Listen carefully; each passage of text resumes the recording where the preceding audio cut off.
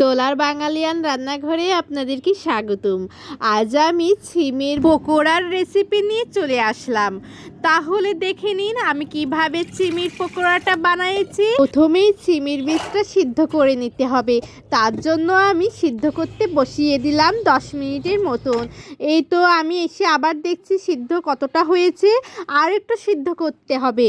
তার জন্য আমি আবারও 10 মিনিটের জন্য চুলার হিটটা বাড়িয়ে দিলাম, দিয়ে সিদ্ধটা করা শুরু করে দিলাম। এই তো দেখুন সিদ্ধ হয়েই গেছে। এখন তো আমি এটা নামিয়ে নেব। নামিয়ে নিলাম। দেখুন দেখুন কত সুন্দর সিদ্ধ হয়েছে। আপনারাও কিন্তু বাসায় এইভাবে করে খেয়ে দেখতে পারেন। পকোড়া সন্ধ্যাবেলার নাস্তায় মুড়ির সাথে অনেক ভালো লাগে। এই দেখুন আমি সিমের বিচির খোসার থেকে দানাগুলো বের করে নিচ্ছি। এই দানা দিয়েই কিন্তু সিমের পকোড়া তৈরি হবে।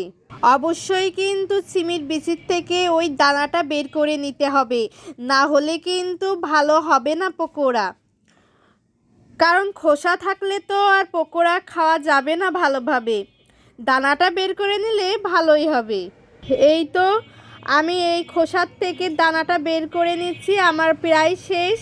কে কোথা থেকে আমার এই ভিডিওটা দেখছেন অবশ্যই কমেন্ট বক্সে জানাবেন। এখন দেখুন আমি কিভাবে এটা দিয়ে পকোড়া বানাই। সুন্দরভাবে মাখিয়ে নিলাম।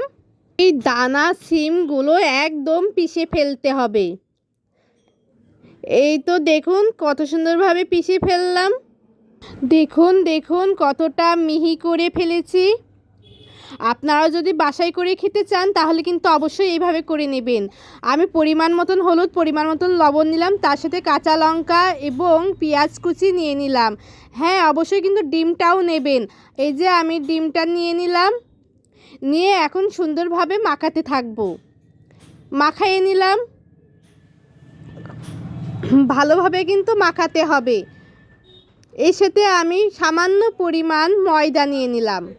ময়দার পরিবর্তে আটাও নেওয়া যায়, কিন্তু আমি ময়দাটাই নিয়ে নিলাম। নিয়ে সুন্দরভাবে মাখিয়ে নিলাম। এখন পকোড়াগুলো ভাজার সময় চলে এসেছে। এই যে আমি ডুবন্ত তেল নিয়ে নিলাম, নিয়ে পকোড়াগুলো সুন্দরভাবে বসিয়ে দিচ্ছি।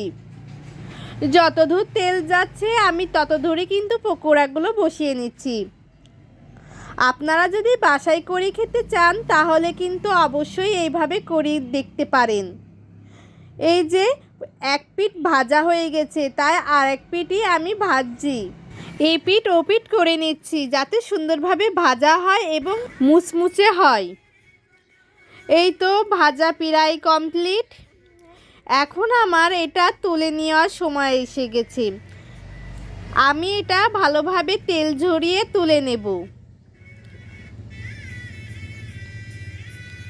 আমি আবারও বসিয়ে দেখাচ্ছি। আপনারা কিন্তু এইভাবে বাসায় করে খেয়ে দেখতে পারেন।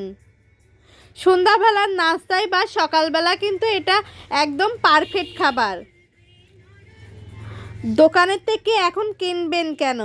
আমার ভিডিওটা দেখে বাসায় বসে বানিয়ে খেয়ে দেখতে পারেন। এই যে এই পিঠ লালচে হয়ে গেছে, ও পিঠ লালচে করার জন্য আমি এই পাশ থেকে ও পাশ করে নিচ্ছি।